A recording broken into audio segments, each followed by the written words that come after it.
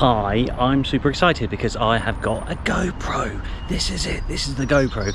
I decided to pick up a GoPro because I have been using my iPhone, which is a little bit delicate, not very robust, and I've come close to dropping it a couple of times.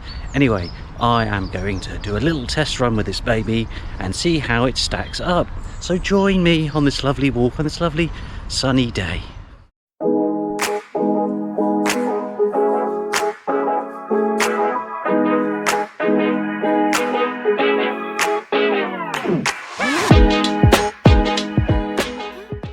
I picked up this GoPro Hero 13, lucky for some, from Amazon. They had a promotion on where you got the camera and a nice pack of accessories. The three options were the camera on its own, which was £350, the bundle I went, which for an extra £32.18 or £32.19 if you've been pedantic, gets you the accessories, and then the whopping £597.50 for the Creator Edition, which seemed a little bit too much to justify. Certainly for a channel this minuscule. And as I begin to unwrap this box of delights, this teeny box of delights, it's worth saying that I'm not going to get all bogged down in technical details. Firstly, because I'm a bit slow and stupid, so I'm not really going to be best placed to bore you with that kind of specs. But also, a bit like me, if you're just someone who's enjoying going on holiday, taking pictures, taking videos, then I'm just trying to find something that's pretty accessible for most people. So yeah, there are plenty of other people out there who are considerably more intelligent than me that know a lot more on the specs. So definitely go and watch their videos. But stick around and watch mine if you like. That would be nice. Let's see what comes in this handy little pack. So let's put the old GoPro to one side for the time being.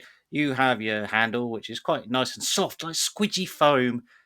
Battery, two batteries, a wall mount, and this little contraption to attach. This is a little bit finicky if you're not particularly graceful like me, but this taps into that, and then you screw it in, and that mounts onto the handle, or imagine other tripods and those things. Obviously, the other battery is in the camera, hence why that's the case. But here we go. So that goes nice, and you push that up, slide it in, bish, bash, bosh, to you, to me, we're ready to go.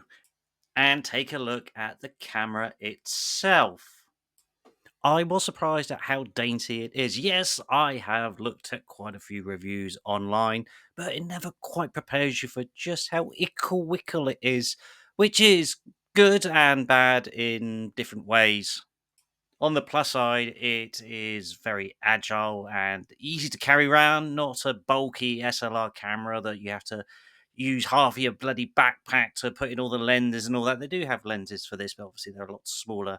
The negative side, of course, lots of the options and settings are obviously scaled down, so it can be slightly difficult to get it in a little bit slapdash in terms of pressing buttons, especially if you've not done your cuticles. I can't believe I've not done my cuticles.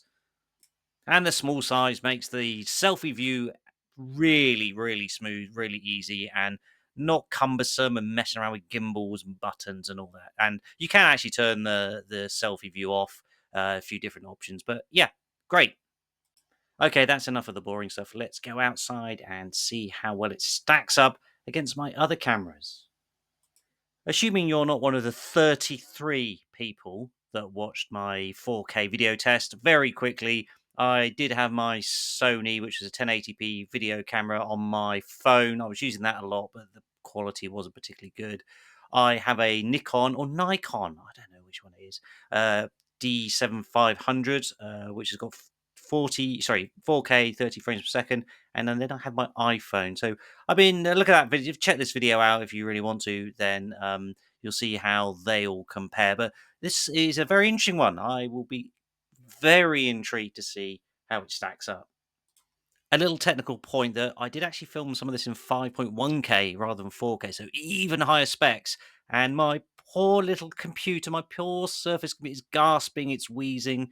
It can't really handle it. So be aware if you don't have the tech, may not go for the top resolution options and stick to 4K, as these download times and buffering issues are a right royal pain. But in fairness, the images are impressive.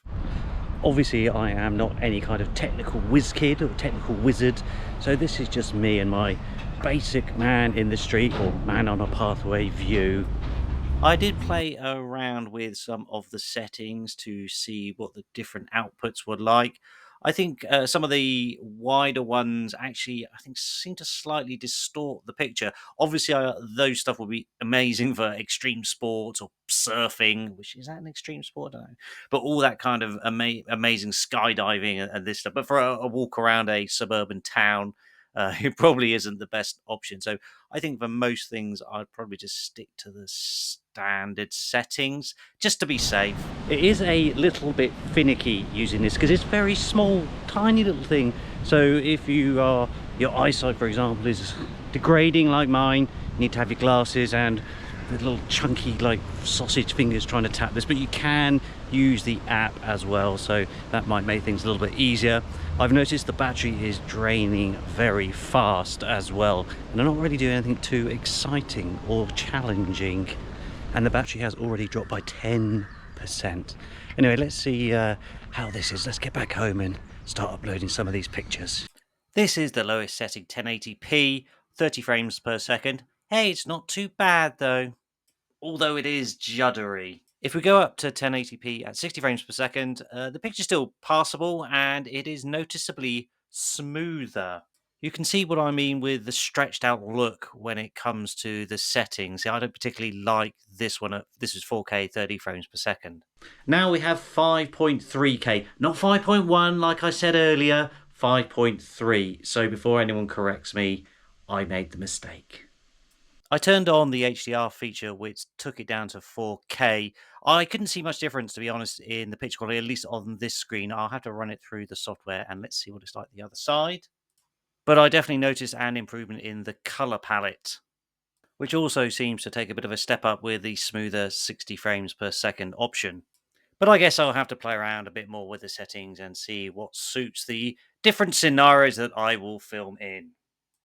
I have to say, I am impressed by this pocket rocket. It is a great addition to my little repertoire of filming devices, and I am super excited about using this hero on my next few trips abroad.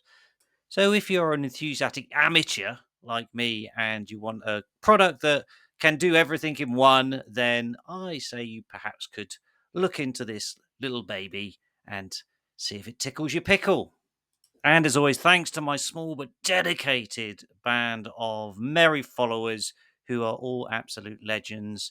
I appreciate all your support. So if you want to join the bandwagon, please do like and subscribe.